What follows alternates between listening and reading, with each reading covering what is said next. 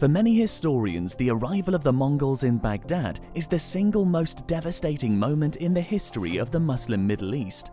It's easy to see why, and hard to argue otherwise, because the ransacking of Baghdad would mark the end of the Islamic Golden Age. But just before we begin, we would like to invite you to join our Patreon account, where you can get the full reports and perks for our video content. Your support will allow us to make more geopolitical video reports. Baghdad had been established in 762 by the Abbasid Caliph al-Mansur. Throughout its history, it had been the capital of the Muslims, as well as the world in general. The libraries of Baghdad were unrivaled.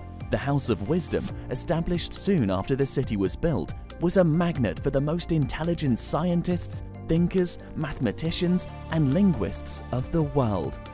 But by the mid-1200s, the Abbasid Caliphate was nothing but a shell of its former self, having no power outside of Baghdad. Most of Persia was disunited as the Khwarezmian Empire was deteriorated by then. The Ayyubid state, established by Salah al-Din, was only in control of small parts of Iraq and Syria. The Abbasid army was effectively non-existent and only served as bodyguards of the Caliph. And the scientific achievements of the Muslim world were now centered in places such as Cairo, Muslim Spain, and India. It was at this historic and landmark city that the Mongols arrived in 1258. Their army, estimated at over 150,000 soldiers, stood before the city that was just a shadow of the great capital of the Muslim world of the 800s.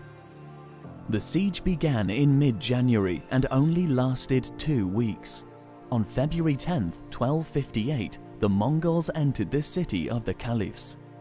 A full week of pillage and destruction commenced. The Mongols showed no discretion, destroying mosques, hospitals, libraries, and palaces. The books from Baghdad's libraries were thrown into the Tigris River in such quantities that the river ran black with the ink from the books. The loss of life is estimated that between 200,000 and 1 million people were butchered in that 1 week of destruction. Baghdad was left completely depopulated and uninhabitable. It would take centuries for Baghdad to regain any sort of prominence as an important city. After Baghdad, the Mongols continued on westward. They conquered Syria from the Ayyubids with help from the Armenians and neutrality from the Crusaders.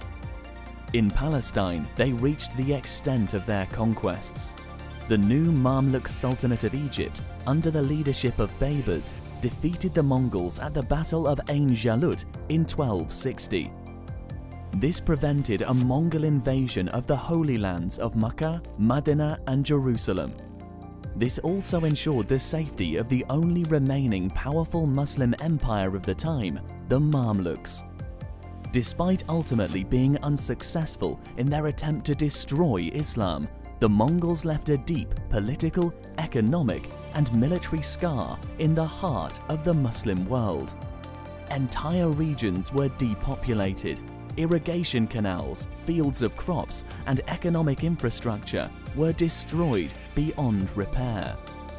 The political institutions, such as the Caliphate, that held the Muslim world together for centuries, were simply abolished. The Mongol Ilkhanate, established by Hulagu's descendants, would rule over Persia, Iraq, and Anatolia for over 100 years. Over decades and centuries, the Mongols in Southwest Asia slowly converted to Islam and became absorbed in a Persian/Turkish culture. The Mongol invasion is one of the most demoralizing times of Islamic history, but from which we can learn an important lesson. The Muslim world was largely unable to repel the Mongol invasion due to disunity and weak political and military institutions. Throughout Islamic history, disunity has always led to invasion and defeat, while unity has led to great Islamic times that benefited the entire world. That's it guys, we hope you enjoyed the video. To help us make more content, Please support us with whatever you can by becoming a KJ Patreon. Please also don't forget to subscribe to our YouTube channel.